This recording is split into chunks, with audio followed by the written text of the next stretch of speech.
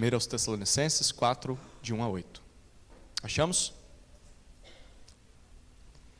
Finalmente, irmãos, pedimos a vocês e os exortamos no Senhor Jesus, que assim como aprenderam de nós a maneira como devem viver e agradar a Deus, e efetivamente o estão fazendo, vocês continuem progredindo cada vez mais.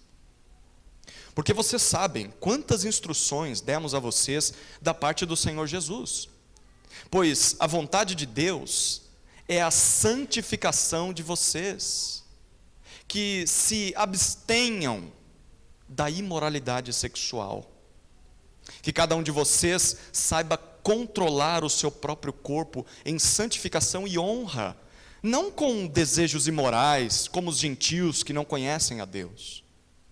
E que nesta matéria ninguém ofenda nem defraude o seu irmão. Porque contra todas estas coisas, como antes já avisamos e testificamos, o Senhor é o vingador.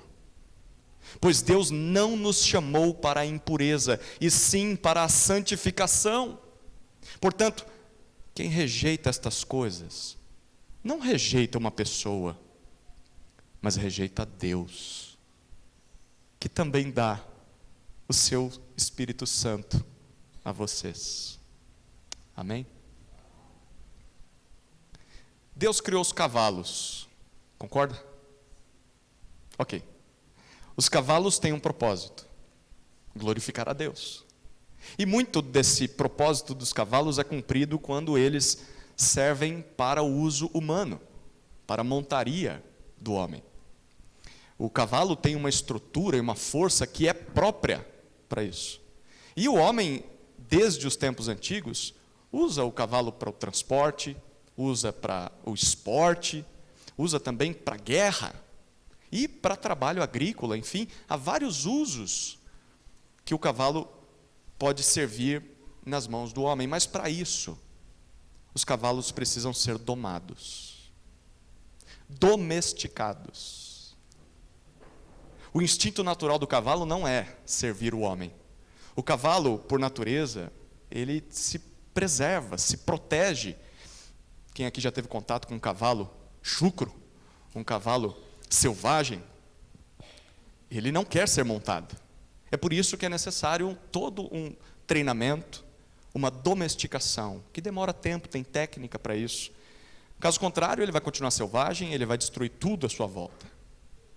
Por que eu falei do cavalo para introduzir essa mensagem? Porque certo teólogo, lá no passado, século XII, a Igreja Católica Romana chama ele de santo, mas ele era muito bom no que dizia. Francisco de Assis, ele disse algo mais ou menos assim: o meu próprio corpo, essa carne que eu tenho, é como um irmão burro. Agora você presta atenção, né? O meu próprio corpo é como um irmão burro, vivendo dentro de mim. A minha carne faz parte de mim, mas ainda assim parece ter vontade própria. Por isso, esse corpo precisa ser domesticado.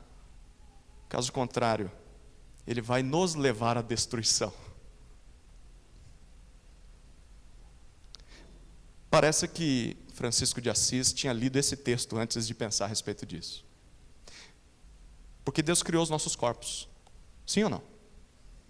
Deus criou os nossos desejos sexuais também. E Deus criou isso para um propósito, para fazer a sua própria vontade.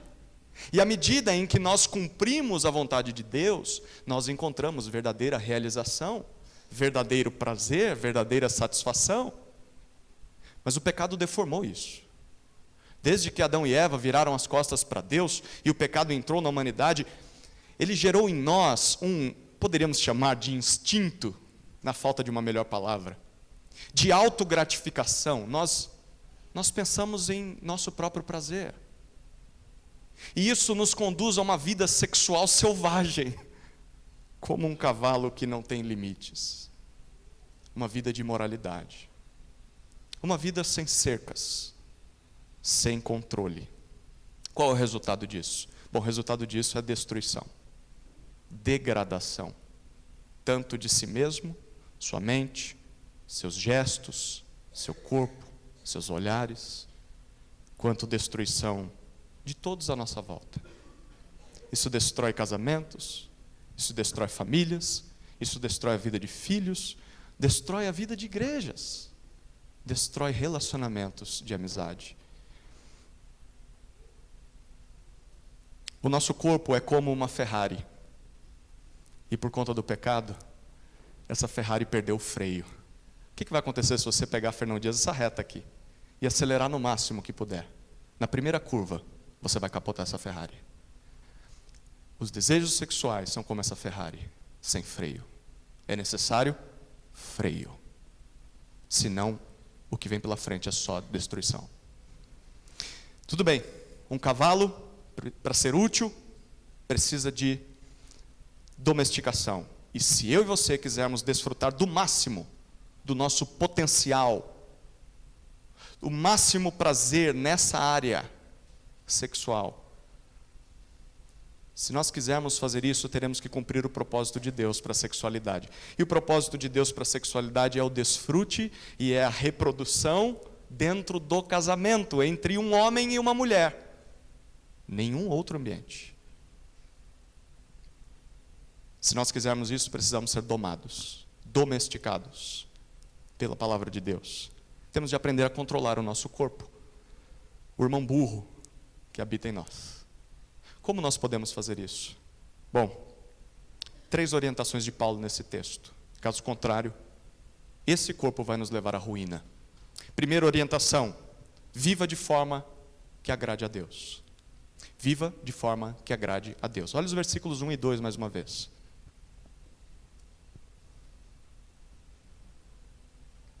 Finalmente, irmãos, pedimos a vocês e os exortamos no Senhor Jesus, que assim como aprenderam de nós a maneira como devem viver e agradar a Deus, e efetivamente o estão fazendo, vocês continuem progredindo cada vez mais.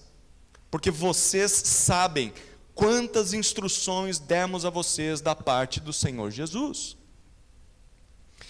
Precisamos lembrar aqui o que estava acontecendo naquela época. A igreja em Tessalônica, ela começou com a pregação de Paulo. Ele ficou cerca de 3, 4 semanas na cidade e rapidamente ele teve de deixá-los por causa da perseguição, ameaça de morte aos irmãos. Então Paulo foge e ele tenta visitar essa igreja mais de uma vez, ele já disse isso na carta, mas ele não conseguiu. Paulo, preocupado com eles, envia essa carta que nós estamos lendo. Timóteo é o portador da carta. Timóteo conseguiu chegar até lá, voltou, deu boas notícias para Paulo. Eles estão bem, Paulo. Eles estão firmes na fé, no amor, e Paulo se alegra com isso e então escreve essa carta que nós estamos estudando. É uma resposta das notícias que ele recebeu de Timóteo. E nos capítulos 1 até 3, basicamente, Paulo está tão feliz que ele está celebrando a Deus. São 3 capítulos de alegria, porque recebeu boas notícias daqueles irmãos. Mas, no finalzinho do capítulo 3, nós vimos isso na última pregação. Olha o versículo 10, o que Paulo disse. Capítulo 3, versículo 10. Oramos noite e dia, com o máximo empenho, para que possamos ir vê-los pessoalmente e suprir o que ainda falta à fé que vocês têm. Eu oro para que Deus abra o caminho, para que a gente possa ver vocês mais uma vez, porque eu sei que tem coisas na vida de fé de vocês que precisa de reparo. Tem uma outra tradução que traz essa ideia de reparar as deficiências da vossa fé. Havia áreas em que eles precisavam ser completos, não deu tempo de tratar. 3, 4 semanas é muito pouco tempo. Então, Paulo nitidamente diz, eu estou feliz com vocês, mas tem áreas que precisam ser tratadas. Que áreas eram essas? Ou eram pecados que eles estavam cometendo e precisavam mudar de vida, ou eram dúvidas teológicas, mas também que eram muito práticas. E não deu tempo de tratar dessas coisas. E a partir do capítulo 4 até o capítulo 5, Paulo vai tratar de vários desses elementos. O primeiro problema, e se está em primeiro lugar é porque provavelmente era o mais importante, é a área da sexualidade. Paulo começa o versículo 1 dizendo finalmente. A ideia aqui é sobre o que ainda falta falar, irmãos. Perceba como ele chama aquele povo. Ele diz, isso aqui é para aqueles que são crentes em Jesus. Irmãos em Cristo. Se você não crê em Jesus, dificilmente você vai ter prazer em ouvir o que você vai ouvir. E dificilmente, impossível, você não vai conseguir cumprir o que você vai ouvir. A menos que você creia em Jesus. Isso aqui é para crentes. Finalmente, irmãos, o que Paulo tem a dizer para eles? Bom, é algo sério. Porque para dizer o que ele vai dizer, ele usa dois verbos muito importantes. Primeiro, pedimos. Ou imploramos. A imagem dessa palavra é muito forte. É como se ele estivesse ajoelhando diante deles e dizendo, por favor, me ouçam nesse tema. Não ignorem o que eu vou falar, por favor. Mas em segundo lugar, a segunda palavra que Paulo usa é um pouco mais forte. Exortamos. Essa palavra aqui traz a ideia de você chamar alguém para perto, repreender uma atitude errada, mostrar para a pessoa qual que é o caminho certo, consolar essa pessoa, porque ela vai estar chorando, porque ela foi confrontada, e animá-la a obedecer a palavra de Deus. Então, eu peço, eu imploro e ao mesmo tempo eu exorto.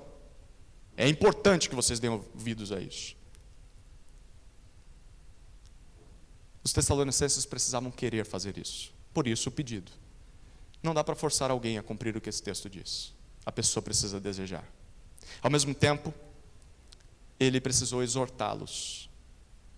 Sempre que esse tema for tratado, ele vai envolver exortação, confronto a pecados. Nós precisamos de exortação nessa área, constantemente. Ninguém vive de forma a agradar a Deus. Obrigado, precisa querer, mas também ninguém vive dessa forma à sua própria maneira. Por isso, pedimos e exortamos. Esse é o papel de pastores, de presbíteros. Pedir, por favor, dê atenção a isso. Nós não estamos brincando de vida cristã. Mas ao mesmo tempo, nós exortamos, Deus quer mudança na sua vida nessa área. Esse é o papel de pregadores, de discipuladores. Se você quer fazer a vontade de Deus, se você crê no Senhor Jesus, espere ser cobrado a fazer mudanças na sua vida, em todas as áreas, em especial nessa área aqui. Ainda no versículo 1, Paulo e os seus companheiros afirmam que não era novidade o que ele ia dizer, porque ele diz, vocês, tudo que eu peço, tudo que eu vou exortar vocês aqui, vocês já viram, vocês aprenderam na nossa própria vida. Ele diz, vocês viram em nós fomos um exemplo, nós não só falamos para vocês, mas nós praticamos. E olha, em que área, ou em que, ele diz, em duas áreas nós fomos exemplo para vocês. Primeiro, na maneira como os crentes devem viver, se comportar nesse mundo. E segundo, nós somos exemplo na maneira de como vocês devem agradar a Deus. Se acomodar à vontade de Deus. É possível agradar a Deus, sabia disso? Tem filho que tem, assim, é um desespero, né? Porque você nunca sabe qual é a vontade do seu pai, né? Você não sabe, tem hora que uma coisa que você faz é legal, tem outra hora que você faz a mesma coisa, ele não gostou. Tem gente que acha que lidar com Deus é assim. Não, Deus é muito claro no que Ele quer. É muito fácil agradar a Deus. É só dar ouvidos à palavra. E Paulo diz, sim, vocês viram isso em nós. Vocês sabem como agradar a Deus. Vocês não receberam apenas informações, Paulo está dizendo. Como deve ser a vida de fé de vocês, vocês viram em nós. Nós somos demonstrações práticas. Um exemplo irreal de que é possível viver dessa forma. Porque esse é um grande desafio, quando a gente ouve falar desse assunto, parece que a gente está falando assim de um mundo ideal. Ninguém consegue viver isso aí. Paulo está dizendo, não, vocês viram isso em nós. Nós vivemos isso aqui que vamos falar para vocês. É isso que Deus espera que aconteça quando alguém conhece Jesus. Que essa pessoa seja exemplo vivo de dedicação a Deus. Um exemplo de que é possível vencer o pecado. Caso contrário, a nossa fé não passa de uma fachada.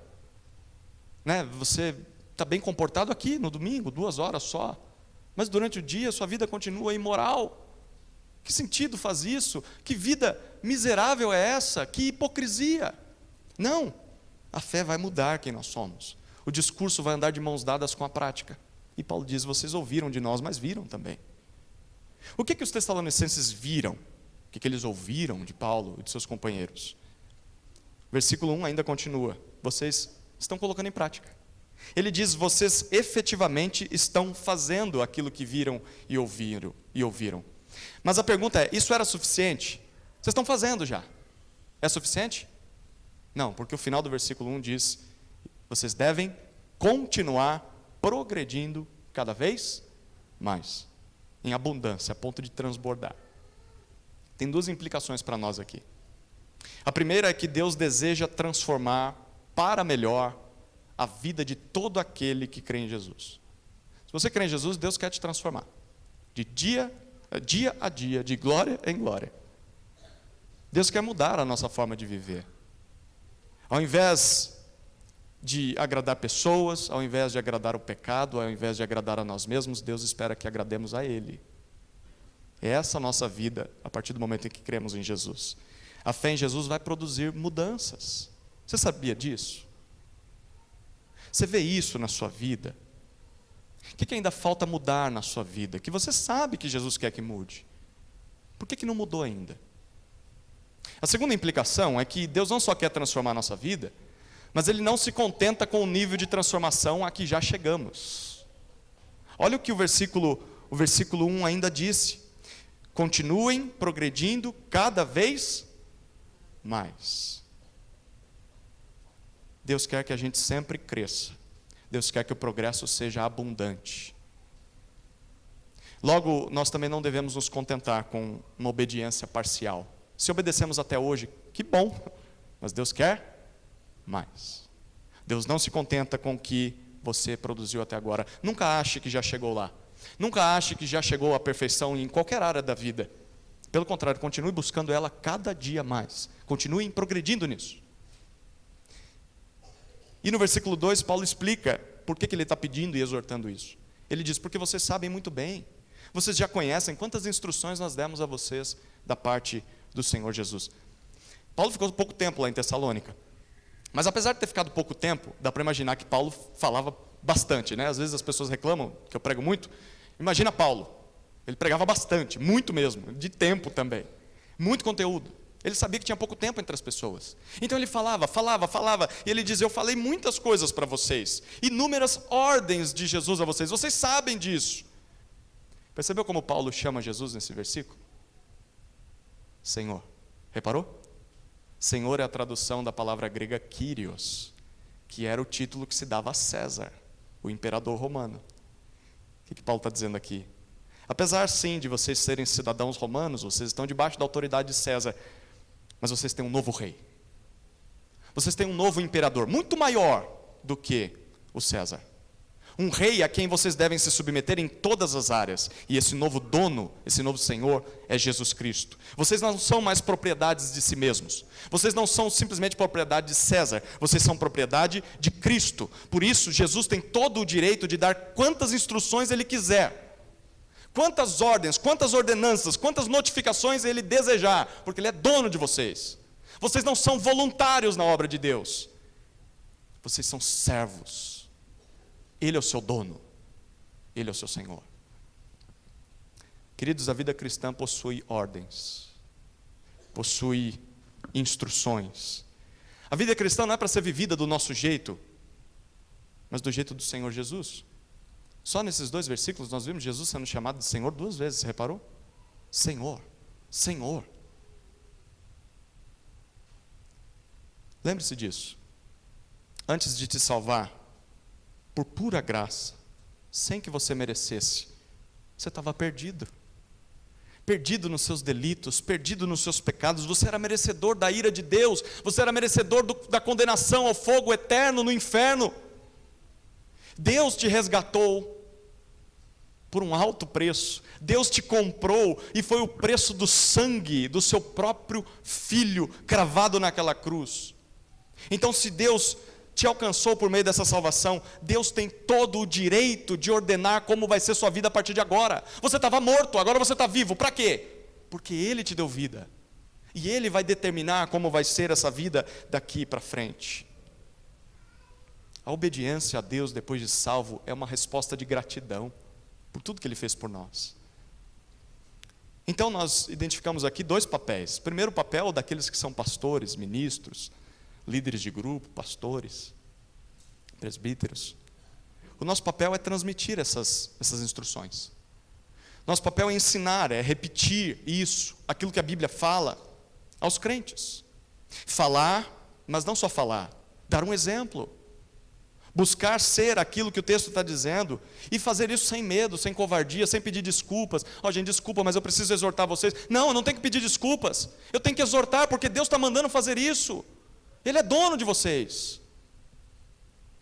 Ao mesmo tempo, o papel como crentes, de modo geral, nosso, é ouvir essas instruções. O nosso trabalho é dar atenção aos cultos, dar atenção a momentos de ensino, porque tem vezes em que a gente está se desgastando para ensinar a palavra e as pessoas estão, o que eu vou fazer da minha vida?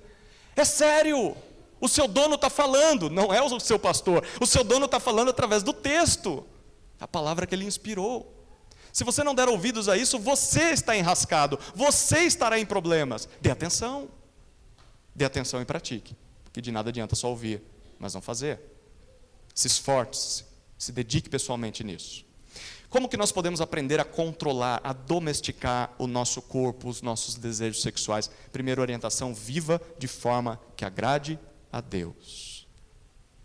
Obedeça às ordens de Jesus, em todas as áreas da vida. Segunda orientação, busque a santificação na área sexual. Busque a santificação na área sexual. Olhe mais uma vez os versículos 3 até a primeira parte do versículo 6.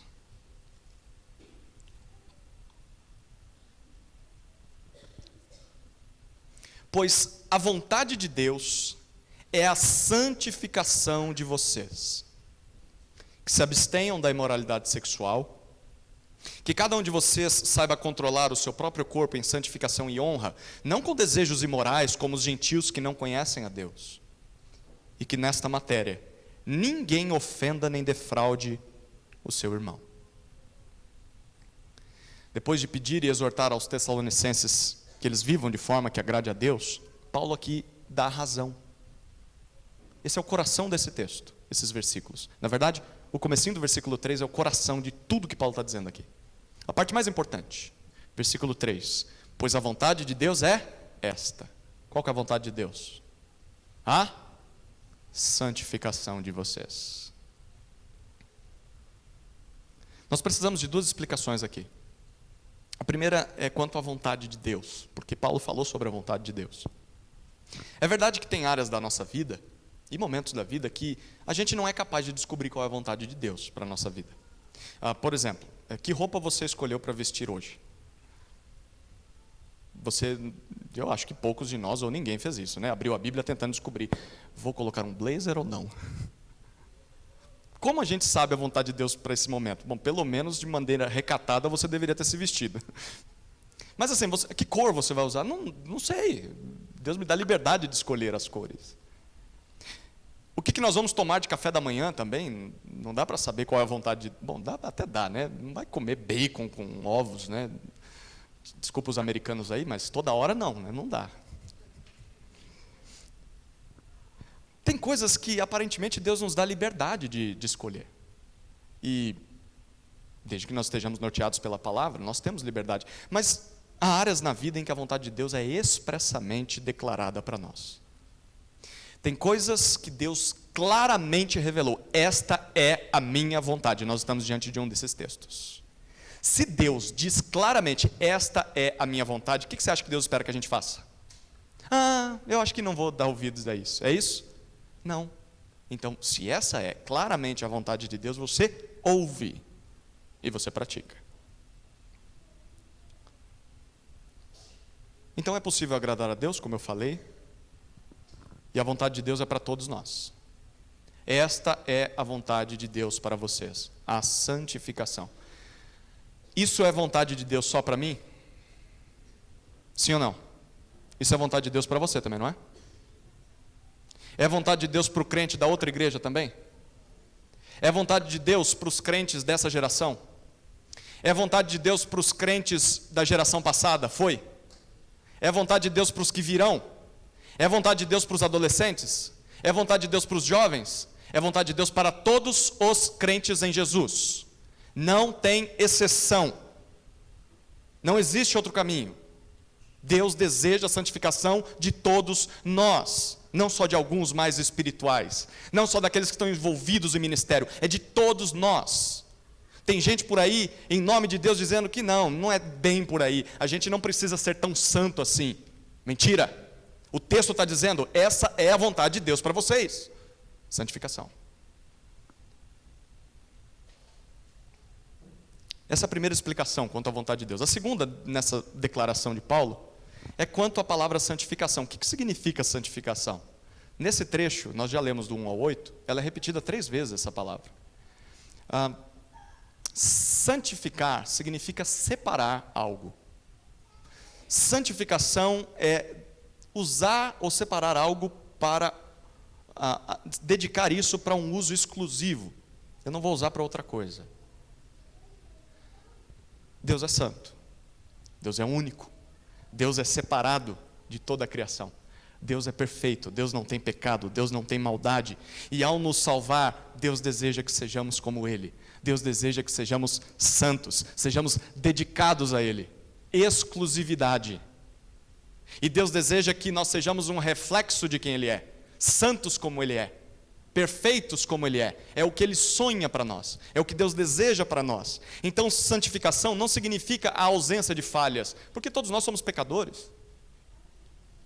Todos nós vamos errar. Mas santificação significa uma busca constante por sermos semelhantes a quem Deus é. É uma conformidade à imagem de Deus. Em outras palavras, ser santo significa ser verdadeiramente humano. Ser santo significa ser o que o ser humano deveria ter sido desde o começo. Lembra que Deus criou o homem e mulher segundo a sua imagem e semelhança. Mas o pecado cada vez mais nos afasta disso. Quanto mais santos nós formos, mais dedicados e mais semelhantes a Deus nós formos, mais humanos seremos.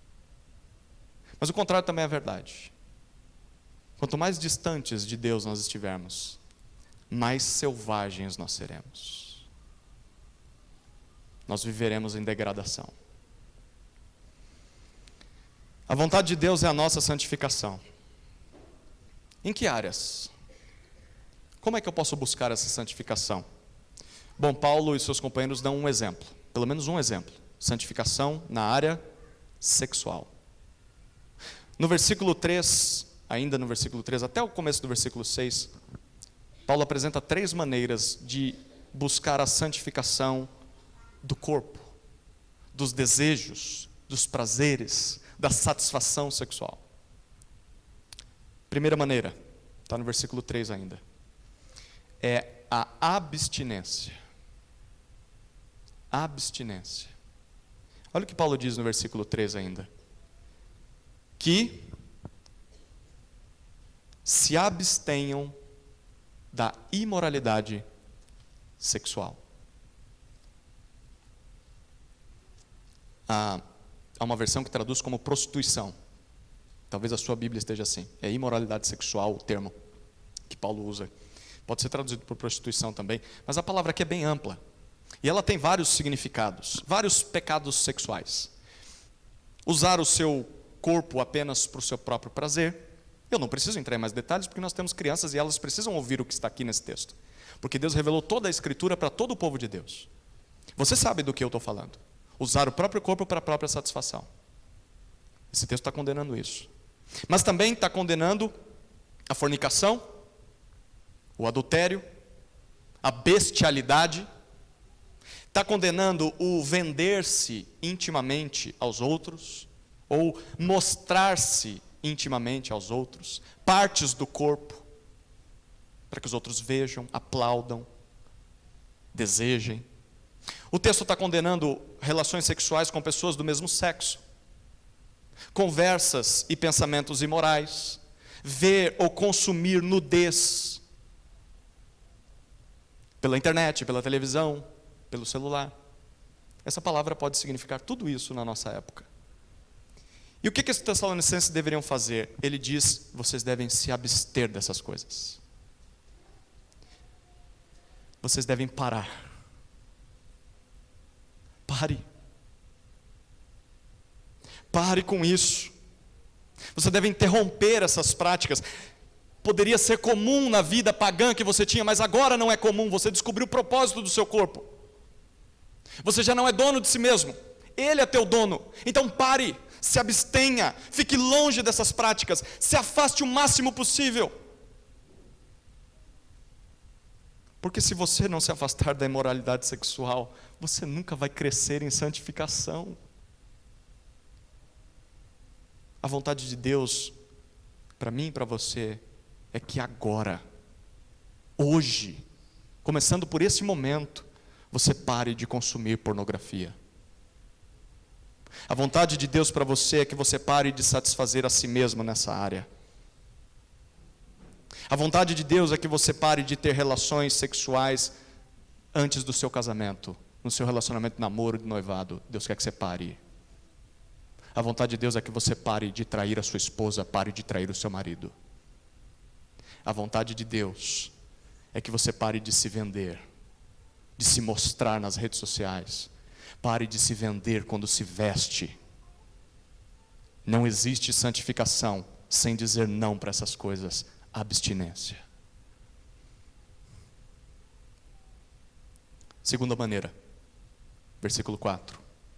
Controle. Controle. Primeiro, pare. Se abstenha. Segundo, se controle. Olha o que diz o versículo 4. Que cada um de vocês saiba. Que cada um de vocês aprenda como fazer isso. Isso aqui se aprende. Isso aqui você pode se tornar capaz de colocar em prática. Que cada um de vocês então seja um aluno de como controlar o seu próprio corpo. Como administrar corretamente essa Ferrari que Deus te deu. Tudo isso pode te dar prazer infinito, como você pensa, como a mídia vende.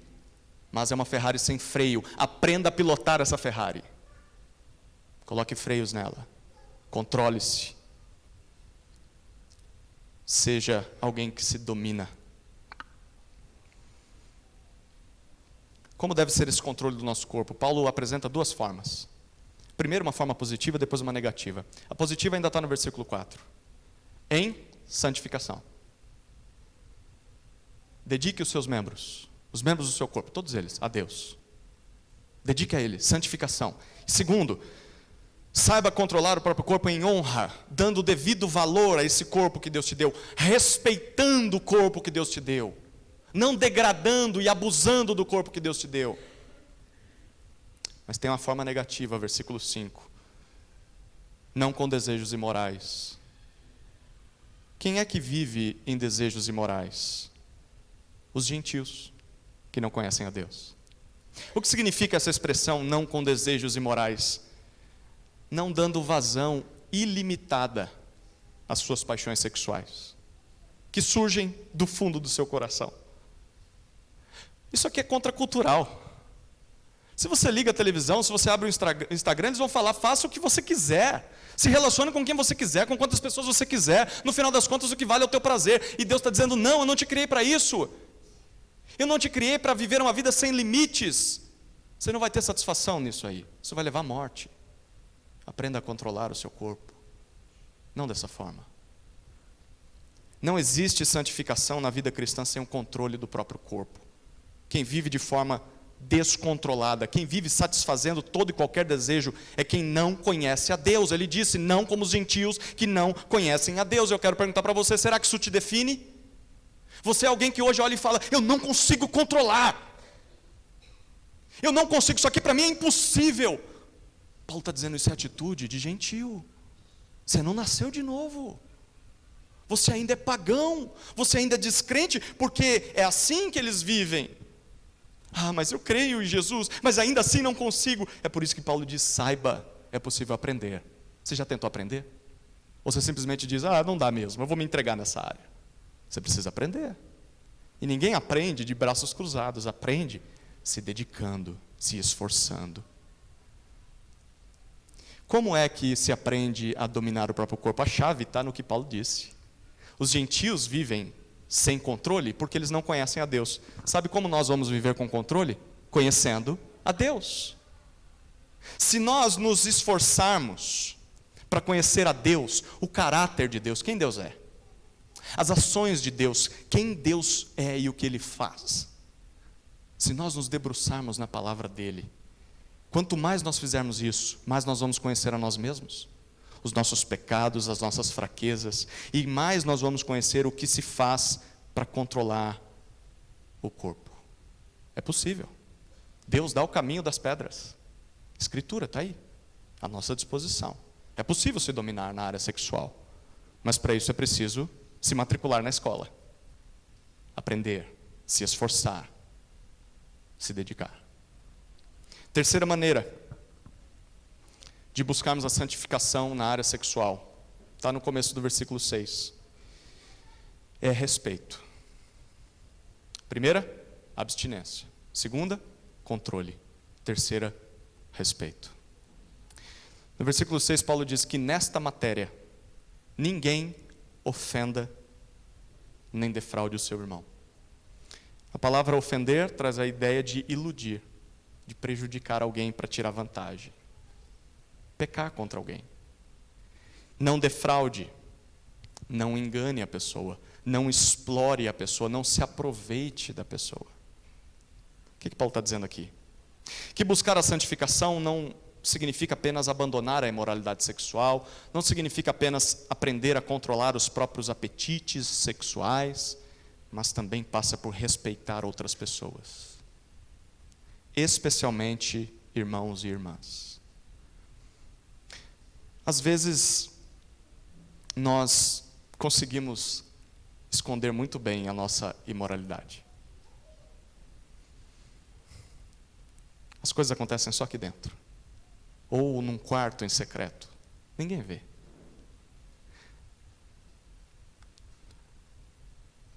Mas internamente, estamos nos alimentando dos corpos dos outros. Estamos nos saciando em nosso coração, nos nossos pensamentos, criando fantasias, imaginando, cobiçando. Nós estamos nos aproveitando dos nossos irmãos.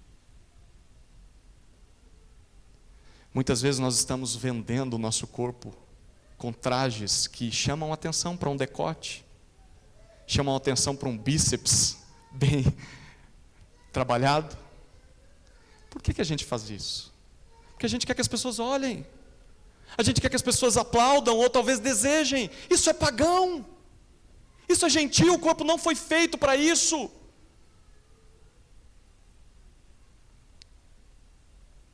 Nós não temos o direito de fazer isso. Só há um caminho para que o corpo do outro seja nosso. E esse caminho chama-se casamento. Por direito, nós só conquistamos direito a um corpo de outra pessoa quando nós nos casamos. E o nosso deixa de ser nosso, também se torna da outra pessoa. Fora disso, não há exceção. Fora do casamento, qualquer olhar, qualquer pensamento, qualquer gesto, qualquer piada, qualquer comentário, qualquer abraço e até mesmo beijo ou amasso no namoro, no noivado, tudo isso é abuso de um corpo que não é seu. O corpo do teu namorado, o corpo da tua namorada não é teu, você não comprou esse corpo ainda. Você compra quando você coloca um anel no dedo e você casa, diante de Deus e dos homens. É para o resto da vida, aí sim. Caso contrário, você está quebrando o que esse texto está dizendo. Você está ofendendo e defraudando o seu irmão. Você está se aproveitando do corpo do outro. Aqueles que são pais aqui precisam pensar muito bem sobre isso. Porque o filho vai crescendo e logo quer namorar. Estude mais a fundo esse texto. Você que é jovem, adolescente, talvez está namorando já. Pense muito bem sobre esse assunto. Principalmente pelo que vem depois, que é o que nós vamos ver no terceiro ponto.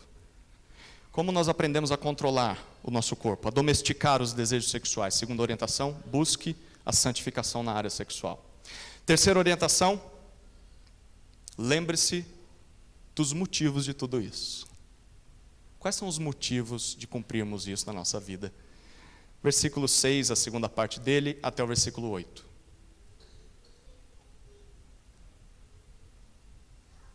Porque contra todas estas coisas, como antes já avisamos e testificamos, o Senhor é o vingador.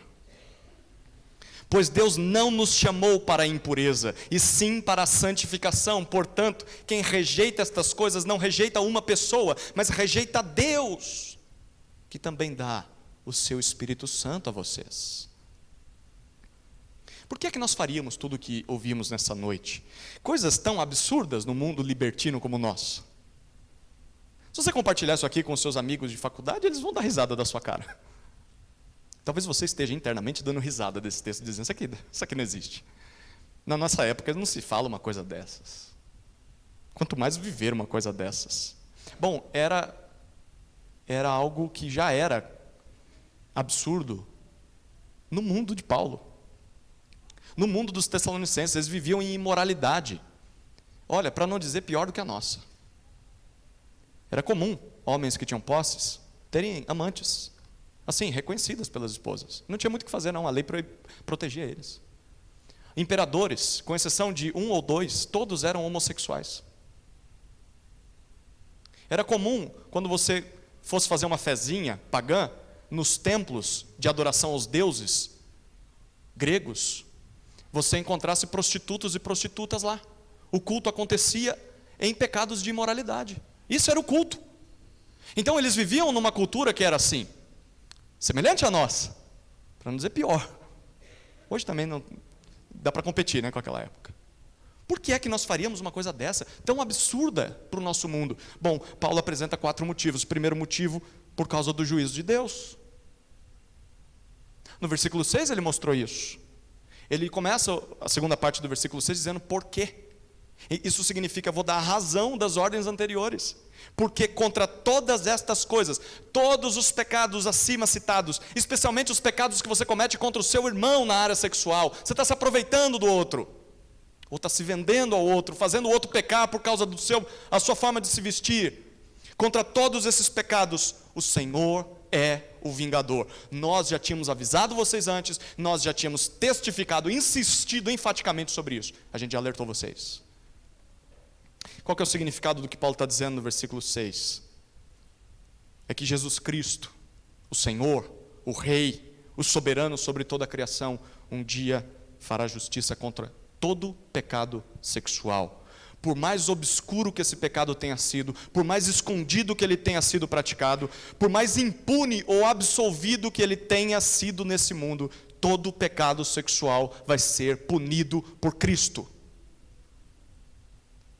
As pessoas, os nossos irmãos na igreja, os nossos familiares, as autoridades do nosso país podem não saber o que nós fizemos. Podem não ver o que nós fazemos nessas áreas. E podem até não nos punir como nós merecíamos. Mas Deus não vai deixar isso passar. Deus é o vingador. A punição vai nos atingir cedo ou tarde. Bom, isso deve gerar em nós 2 aplicações. A primeira aplicação é aqueles que têm pecado nessa área. Se você tem pecado nessa área, se arrependa. Se arrependa. Confesse a Deus. Confesse às pessoas, ao seu cônjuge, aos seus filhos, aos seus pais. Confesse. Abandone esse pecado. Busque reparar os estragos causados por seus pecados sexuais. Deixa eu dizer, talvez, tentar reparar os estragos do seu pecado sexual seja se entregar à polícia. Talvez. Talvez você tenha cometido crime contra alguém. Deus é o vingador. Você vai esperar para ver? A punição de Deus certamente chegará. Se não for nessa vida, porque a punição de Deus já chega nessa vida, mesmo que ninguém saiba. Alguns exemplos de punição por conta do pecado sexual: doenças sexualmente transmissíveis, prejuízo financeiro, 2 amantes, filho fora de casamento, não dá prejuízo? Dá. Contaminação de mente, a mente começa a ficar poluída, você não consegue mais olhar para as pessoas. Isso não sai, Deus é o vingador. Você achou que você ia brincar com fogo, sem se queimar? Consequências. Alguém vai descobrir uma hora ou outra. Isso talvez vai gerar para você separação, divórcio. Pode gerar em você no futuro solidão. Quer passar o resto dos seus dias sozinho? Você se entrega à imoralidade. Pode ser que chegue uma hora em que a tua família diga: não quero mais viver com essa pessoa. Remorso, sentimento de inutilidade, eu não presto para nada. Prisão e talvez até morte. Certamente o juízo de Deus chega, e se não chegar dessa forma, vai chegar definitivamente no juízo final. E ninguém vai escapar desse dia. Então, se você tem pecado nessa área, se arrependa, confesse e abandone. A segunda aplicação é para aqueles que foram abusados nessa área. E muitas vezes a gente esquece disso. O texto está dizendo que Deus é o vingador. O Senhor Jesus é o vingador dessa área. Se você foi abusado sexualmente, ou é abusado sexualmente, tenha esperança, porque Deus viu o que fizeram.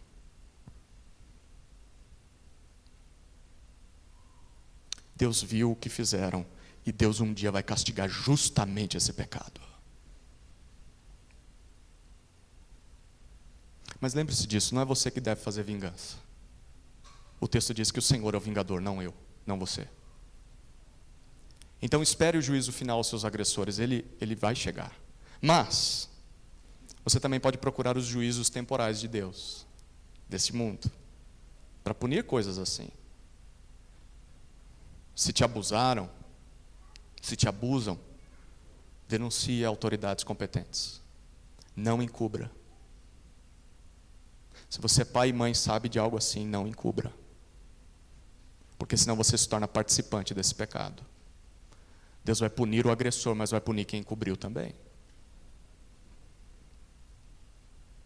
Nós não podemos omitir e proteger criminosos. Primeiro motivo, por que nós obedeceríamos o que esse texto diz? Porque Deus há de julgar, por causa do juízo de Deus. Segundo motivo, por que nós viveríamos dessa forma?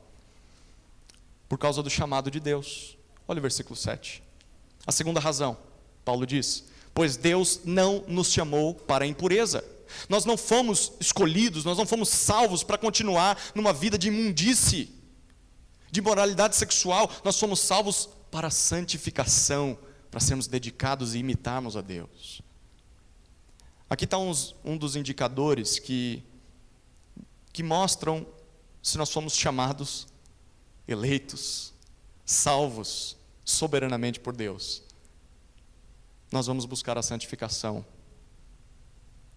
É aqui que entra a nossa responsabilidade humana. Deus os chamou sim, mas sabe como vai ser a sua vida? Vai ser uma vida de busca por santificação. Deus não chamou pessoas para continuarem vivendo no pecado, senão não faria sentido nenhum. Por que Ele mandaria o filho dele morrer na cruz? Para as pessoas continuarem vivendo do jeito que viviam antes? Não faz sentido. Todo aquele que Deus chama, Deus santifica. Então, se você não tem crescido em santidade, tem alguma coisa que está errada na sua vida e você precisa parar para pensar sobre isso. Pode ser que você nunca tenha se convertido de fato. Impureza não é a marca de um eleito de Deus. Avalie-se seriamente sobre isso. Terceiro motivo, por que nós faríamos o que vimos nesse texto? Por causa da aceitação de Deus. É o que lemos no começo do versículo 8. Paulo conclui, ele diz: portanto, quem rejeita estas coisas, e aqui o tempo verbal que ele usa, na forma como ele está escrevendo esse texto, ele traz a ideia de quem faz isso continuamente, a ponto de ser marcado por essa prática. O rejeitador, ele vive assim. rejeitando constantemente. Ele diz: quem rejeita estas coisas não rejeita uma pessoa, não rejeita Paulo, não rejeita seu pastor, não está rejeitando o pregador, não está rejeitando o líder de grupo, não está rejeitando o seu discipulador ou o seu conselheiro. Quem rejeita essas coisas está rejeitando o próprio Deus. Sabe por que nós deveríamos obedecer ao que nós estamos vendo nesse texto? Porque rejeitar o que nós estamos vendo nesse texto, deixar isso de lado, se recusar a aceitar isso como verdade, considerar isso aqui como inválido, como algo antiquado, como ultrapassado, isso aí é para outra época, não é para a nossa época, os tempos mudaram, a sociedade está em progresso. Quem faz isso está rejeitando o próprio Deus, está dizendo que o próprio Deus é antiquado, está dizendo que o próprio Deus é ultrapassado, está dizendo que o próprio Deus precisa ser deixado de lado. Quem rejeita essas coisas não rejeita homem, mas rejeita Deus. Já parou para pensar nisso? Afirmar que você pode continuar vivendo no pecado sexual sem nenhum pudor, como muitos fazem, muitos evangélicos até, e até pastores nos nossos dias fazem isso, falam que não tem problema, pode continuar.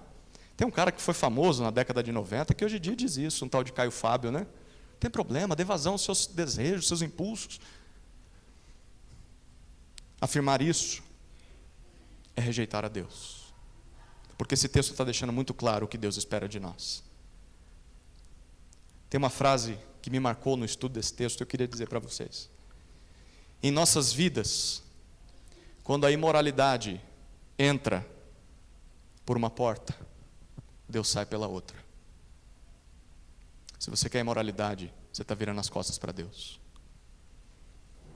Não dá para amar a Deus e continuar amando a imundície. Quarto e último motivo, final do versículo 8. Por que é que faríamos tudo isso?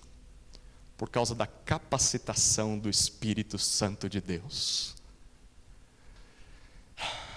Paulo finaliza com essa informação sobre Deus. E essa informação aqui faz toda a diferença, muda tudo. Ele diz, além de nos dar tanta ordem sobre essa área, para que a gente seja santo, além de promover juízo, justiça contra esses pecados, Paulo diz no final do versículo 8, Deus também nos dá o seu Espírito Santo. É o mesmo tempo verbal que ele usou para aqueles que rejeitam. Deus nos dá continuamente, tem dado diariamente, a ponto de marcar a sua vida como portador do Espírito Santo. Alguém habitado permanentemente pelo Espírito Santo de Deus. Sabe o que isso significa?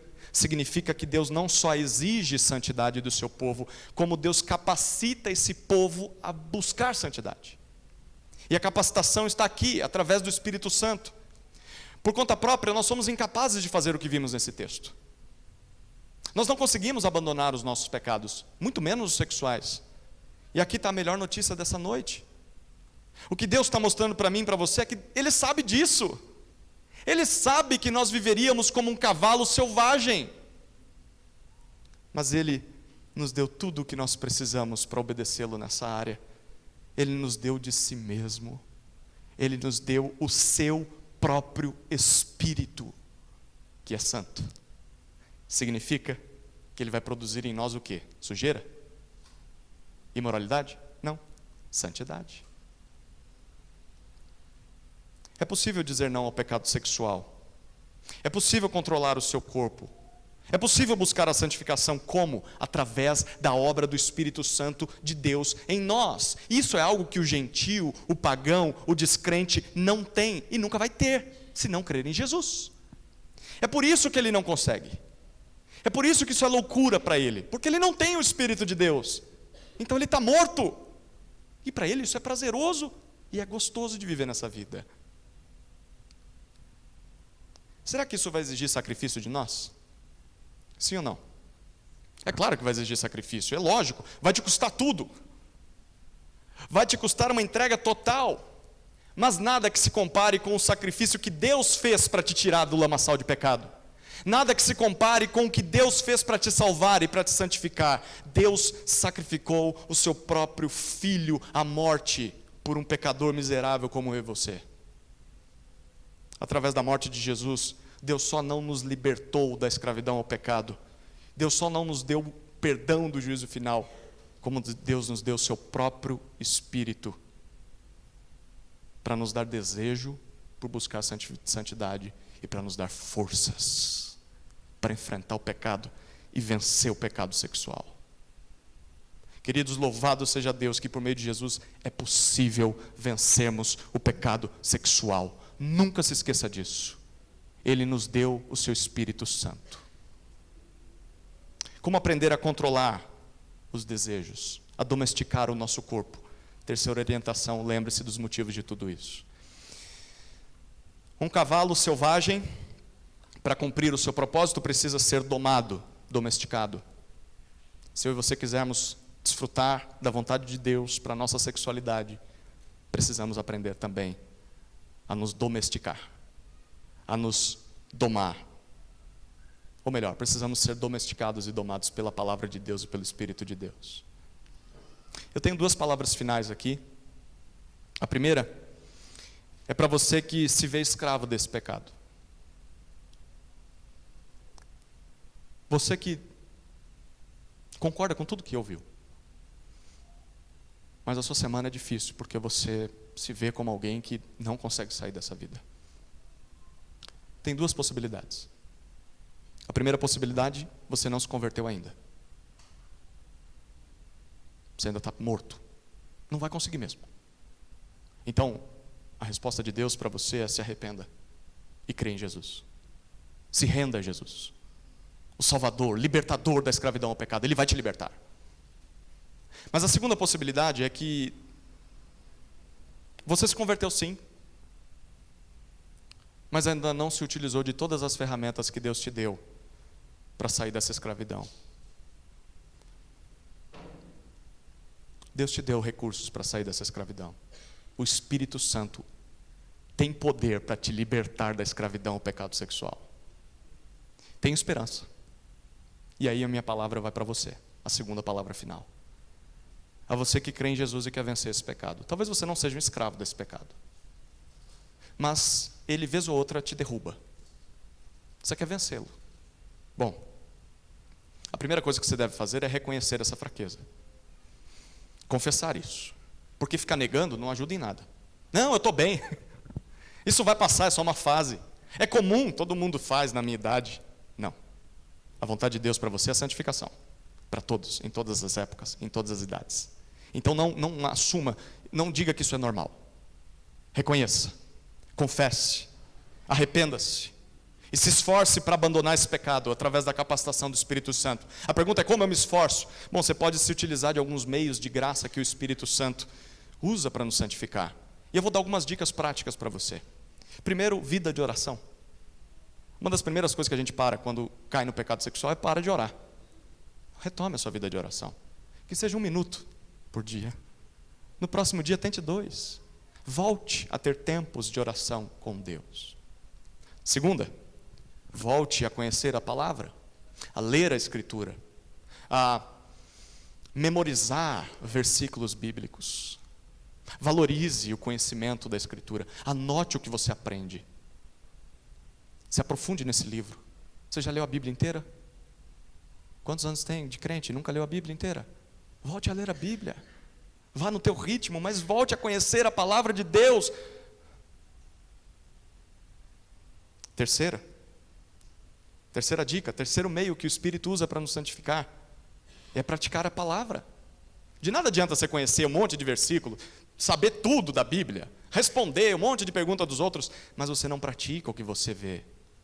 Você não luta contra o seu pecado, você não pratica a justiça.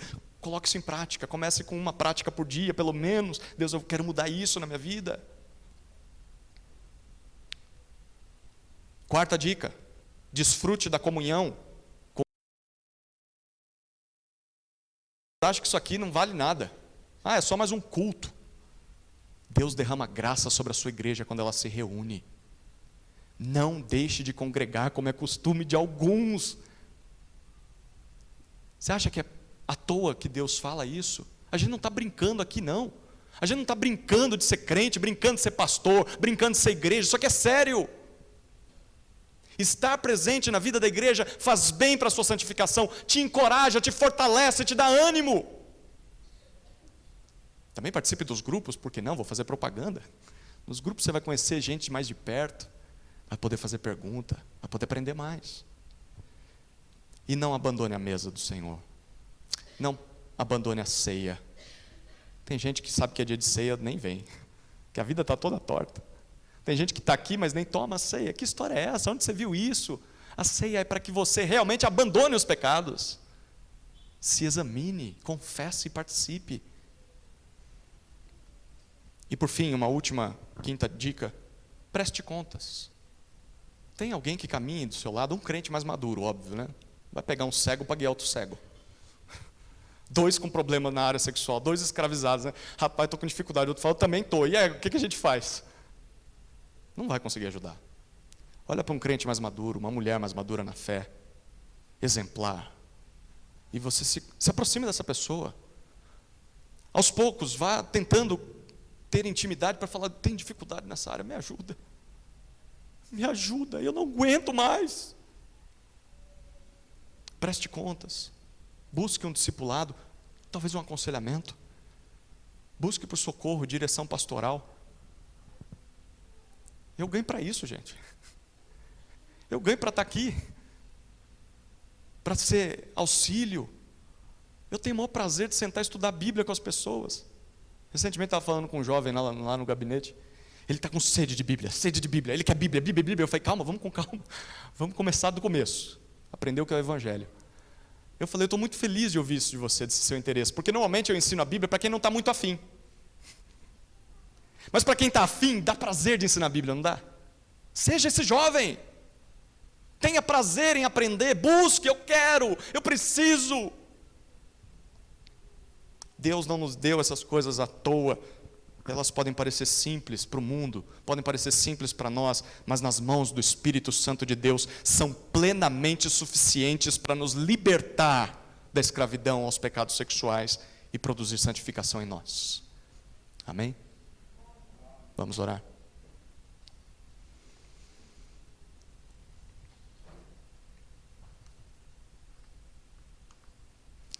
Deus santo, santo, santo,